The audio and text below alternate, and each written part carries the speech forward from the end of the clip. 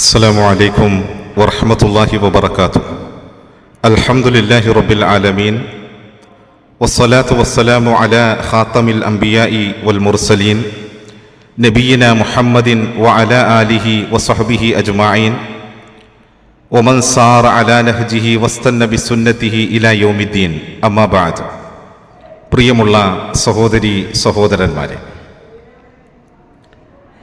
പരിശുദ്ധമായ ദീനുൽ ഇസ്ലാമും വിശുദ്ധ ഖുർആനും അന്ത്യപ്രവാചകൻ മുഹമ്മദ് നബി സല്ലല്ലാഹു അലൈഹി വസല്ലമ തങ്ങളുടെ റിസാലത്തും ഒക്കെ കൊണ്ട് അനുഗ്രഹീതരായ ഒരു ജനതയാണ് നാം. പക്ഷേ നമുക്ക് കിട്ടിയ അനുഗ്രഹം എത്രത്തോളം മഹത്വപൂർണമായതാണ് എന്ന് നമ്മിൽ പലർക്കും അറിയില്ല. പാരമ്പര്യമായി ഇസ്ലാമിനെ ഉൾക്കൊണ്ടുവരുന്ന കുടുംബങ്ങളിൽ ജനിച്ചു വളർന്ന നമ്മൾക്ക് വിശുദ്ധമായ ഈ മാർഗത്തിൻ്റെ മഹത്വം എത്രയാണ് എന്ന് തിരിച്ചറിയാൻ ഏറെ പ്രയാസമുണ്ട്. ഇപ്പോൾ നമ്മൾക്കറിയാം, ഒരാൾ രാവും പകലുമില്ലാതെ വളരെയധികം പ്രയാസങ്ങൾ അനുഭവിച്ചുകൊണ്ട് കുറേയധികം ധനമുണ്ടാക്കുകയാണ്. അങ്ങനെ അധ്വാനിച്ച് പണമുണ്ടാക്കുന്ന ഒരു മനുഷ്യനെ സംബന്ധിച്ചിടത്തോളം അയാൾക്ക് അധ്വാനത്തിൻ്റെ വില എന്താണ് എന്നറിയാൻ കഴിയും. അതുകൊണ്ട് തന്നെ അവൻ്റെ ഓരോ ചില്ലിക്കാശും വളരെയധികം സൂക്ഷ്മതയോടെ കണക്ക് വെച്ചുകൊണ്ടായിരിക്കും ചിലവഴിക്കുക. എന്നാൽ അയാളങ്ങ് മരിച്ചുപോയി, ആ സമ്പത്ത് പിന്നീട് അനന്തരാവകാശികളുടെ കൈകളിലേക്ക് എത്തിപ്പെട്ടാലോ പലപ്പോഴും അവർക്ക് അധ്വാനത്തിൻ്റെ വിലയറിയില്ല. അതുകൊണ്ട് തന്നെ അവർ അത് ദുർവ്യയം ചെയ്യുകയും തൂർത്തടിക്കുകയും ചെയ്യാറുണ്ട്. അത് പലപ്പോഴും നാം സമൂഹത്തിൽ കാണുകയും ചെയ്യാറുണ്ട്. യഥാർത്ഥത്തിൽ സ്വഹാബത്തിന് ഇസ്ലാമിനോടുണ്ടായിരുന്ന കൂറും നമുക്ക് ഇല്ലാതെ പോയ കൂറും തമ്മിലുള്ള വ്യത്യാസം ഇതാണ് എന്ന് നാം തിരിച്ചറിയുക. സ്വഹാബത്ത് അധ്വാനത്തിലൂടെ ഇസ്ലാമിനെ നേടിയെടുത്തു. നമ്മളാകട്ടെ കുടുംബപരമായ നിലയിലും ഇസ്ലാമിനെ നേടിയെടുത്തു. അതുകൊണ്ട് തന്നെ നമുക്ക് ഇസ്ലാമിനോട് പ്രത്യേക താല്പര്യമോ കൂറോ ഒന്നുമില്ല. മഹാനായ അലി റളിയല്ലാഹു തആല അൻഹു, ഇബ്നു മസ്ഊദ് റളിയല്ലാഹു തആല അൻഹു, സയ്യിദ് ഇബ്നു സാബിത്ത് റളിയല്ലാഹു തആല അൻഹു തുടങ്ങിയ പ്രമുഖരായ സ്വഹാബിമാരിൽ നിന്ന് ഖുർആൻ പഠിച്ച താബിഈകളിലെ ശ്രേഷ്ഠനായ ഒരു മനുഷ്യനാണ് അബൂ അബ്ദുറഹ്മാൻ സുലമി റഹിമഹുല്ലാ. നബി സല്ലല്ലാഹു അലൈഹി വസല്ലമ തങ്ങളുടെ കാലഘട്ടത്തിൽ തന്നെ ആ മനുഷ്യൻ ജനിച്ചതായി രേഖപ്പെടുത്തപ്പെട്ടിട്ടുണ്ട്. ഹിജറ 73-ലോ 74-ലോ ആണ് അദ്ദേഹം മരണപ്പെടുന്നത്.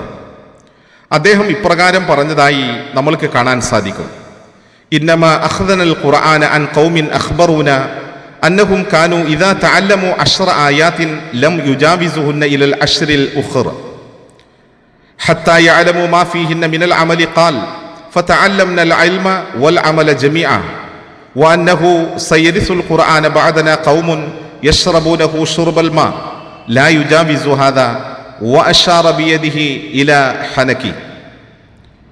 മഹാനായ ഈ താബിഈകളിലെ ശ്രേഷ്ഠനായ അബൂ അബ്ദുറഹ്മാൻ സുലമി റഹിമഹുല്ല പറയുകയാണ്, പരിശുദ്ധമായ ഖുർആനിലെ 10 ആയത്തുകൾ പഠിച്ചാൽ അതിൽ അമൽ ചെയ്യേണ്ട കാര്യങ്ങൾ എന്താണെന്ന് പഠിച്ചു മനസ്സിലാക്കിയ ശേഷം മാത്രമേ അടുത്ത ആയത്തുകൾ പഠിക്കുമായിരുന്നുള്ളൂ എന്ന് പറഞ്ഞ ഒരു ജനതയിൽ നിന്നാണ് ഞങ്ങൾ ഖുർആൻ പഠിച്ചത്. അഥവാ സ്വഹാബത്തിൻ്റെ ശീലം അങ്ങനെയായിരുന്നു. ഖുർആനിലെ ഒരായത്ത് പഠിച്ചാൽ അവരത് കർമ്മപദത്തിൽ കൊണ്ടുവരും. വിശ്വാസ ജീവിതത്തിൽ, അവരുടെ സ്വഭാവത്തിൽ, പെരുമാറ്റത്തിൽ, അവരുടെ ആരാധനകളിൽ, ജീവിതത്തിൻ്റെ മേഖലകളിൽ ആ ആയത്ത് കൊണ്ടുവരും. അങ്ങനെ കൊണ്ടുവന്നിട്ടാണ് അടുത്ത ആയത്ത് അവർ പഠിക്കുന്നത്.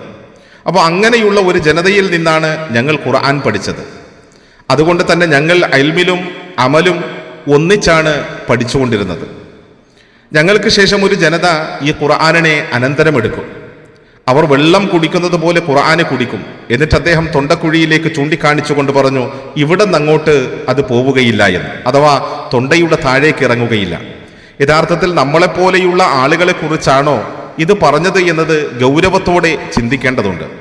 കാരണം നാം ഖുർആനിൻ്റെ അഹലുകാരാണ്, പരിശുദ്ധമായ സുന്നത്തിനെ പഠിക്കുന്ന ആളുകളാണ്. നമ്മളുടെ ജീവിതത്തിൽ എവിടെയാണ് ഈ പഠിച്ച ആശയവും ആദർശവും ഒക്കെ നിലനിൽക്കുന്നത്? ഖുർആനിൽ നിന്നൊരായത്ത് പഠിച്ചാൽ ആ ആയത്ത് നമ്മളുടെ ജീവിതത്തിൽ കൊണ്ടുവരുന്ന ഒരവസ്ഥ നമ്മൾക്കുണ്ടായി തീരാറുണ്ടോ എന്നുള്ളത് വളരെ ഗൗരവത്തോടെ നാം മനസ്സിലാക്കണം. കാരണം എത്ര കൃത്യമായിട്ടാണ് അബൂ അബ്ദുറഹ്മാൻ സുലമി റഹിമഹുല്ല കാര്യം വിശദീകരിച്ചു തന്നത്. നബി സല്ലല്ലാഹു അലൈഹി വസല്ലമ തങ്ങളുടെ ആ തർബിയത്ത് കിട്ടി വളർന്നവരാണ് സ്വഹാബത്ത്. അവർക്ക് ഖുർആനിന്റെ ലക്ഷ്യം മനസ്സിലായിരുന്നു. എന്തിനാണ് ഖുർആൻ അവതരിച്ചത്? രോഗം വന്നാൽ അത് എഴുതി ഏതെങ്കിലും പേപ്പറിലോ മറ്റോ നമ്മളുടെ അരയിൽ കെട്ടുവാനോ, അല്ലെങ്കിൽ ഒരു പാത്രത്തിൽ എഴുതി അതിൽ നിന്ന് കുറച്ച് വെള്ളമൊഴിച്ച് കലക്കി കുടിക്കുവാനോ അല്ല. അങ്ങനെയുള്ള ലക്ഷ്യമൊന്നുമായിരുന്നില്ല. മറിച്ച് ഖുർആൻ അത് അവതരിച്ചതിന് ഒരു ലക്ഷ്യമുണ്ട്. അത് മനുഷ്യന്റെ മനസ്സുകളിൽ നിലനിൽക്കണം. അവരുടെ ജീവിതത്തിലെ സ്വഭാവമായി, പെരുമാറ്റമായി, ആരാധനയായി, ജീവിതത്തിലെ വ്യവഹാര രംഗങ്ങളിലെല്ലാം ഈ അള്ളാഹുവിൻ്റെ ദിവ്യമായ വചനങ്ങൾ നിറഞ്ഞു നിൽക്കണം. അതുകൊണ്ട് തന്നെ ആ സ്വഹാബത്ത് ഖുർആനിലെ ഓരോ ആയത്തിൻ്റെയും അവതരണ ലക്ഷ്യം മനസ്സിലാക്കിയിരുന്നു. സ്വഹാബത്തിൽ നിന്ന് നബി സല്ലല്ലാഹു അലൈഹി വസല്ലമ തങ്ങളുടെ അധ്യാപനങ്ങൾ പൂർണ്ണമായി ഒപ്പിയെടുത്ത താബിഈകൾക്കും ഇക്കാര്യം മനസ്സിലാക്കാനും ഉൾക്കൊള്ളാനും സാധിച്ചു. അതാണ് ഈ താബിഈ വര്യൻ ഇപ്രകാരം പറഞ്ഞിട്ടുള്ളത്. അപ്പോൾ നമ്മളൊന്ന് ആലോചിച്ച് നോക്കൂ സഹോദരങ്ങളെ, സ്വഹാബത്ത് ഒരായത്ത് പഠിക്കുമ്പോൾ അതിലെ ഹറാമും ഹലാലും കൽപ്പനകളും വിരോധങ്ങളും തുടങ്ങി എന്താണോ അതിൽ അമൽ ചെയ്യാനുള്ളത് എന്ന് പഠിച്ചു മനസ്സിലാക്കി അവരുടെ ജീവിതത്തിലേക്ക് കൊണ്ടുവരും. അത് കഴിഞ്ഞിട്ടാണ് അവർ അടുത്ത ആയത്തിലേക്ക് പ്രവേശിക്കുന്നത് തന്നെ. നാം ഒന്ന് ആലോചിച്ച് നോക്കൂ, 30 ജുസും നമ്മളുടെ കൈകളിലുണ്ട്. നാം ഖുർആൻ നിരന്തരം പഠിക്കുകയും നമ്മളുടെ ജീവിതത്തിൽ പാരായണം ചെയ്യുകയും ചെയ്യുന്നു എന്ന് നാം പറയുകയും ചെയ്യുന്നു. എവിടെയാണ് സഹോദരങ്ങളെ വിശുദ്ധമായ ഖുർആനിന്റെ അധ്യാപനങ്ങൾ അമലായി നമ്മളുടെ ജീവിതത്തിൽ രൂപപ്പെടുത്തപ്പെട്ടിട്ടുള്ളത് എന്നത് ഗൗരവത്തോടെ നാം ആലോചിക്കണം. തീർച്ചയായും അതിന് കഴിഞ്ഞിട്ടില്ല എങ്കിൽ ഒരു വേള നാളെ അള്ളാഹുവിൻ്റെ മുമ്പിൽ ഈ ഖുർആൻ നമ്മൾക്കെതിരായി സാക്ഷി പറയുന്ന ഒരവസ്ഥയുണ്ടാകും. അതുകൊണ്ട് ഖുർആൻ നാം പഠിക്കണം. പഠിക്കുന്ന ആയത്തുകൾ നമ്മളുടെ ജീവിതത്തിൽ അമലായി നിലനിൽക്കുകയും ചെയ്യണം. അള്ളാഹു അനുഗ്രഹിക്കട്ടെ. അസ്സലാമു അലൈക്കും വറഹ്മത്തുള്ളാഹി വബറകാതുഹു.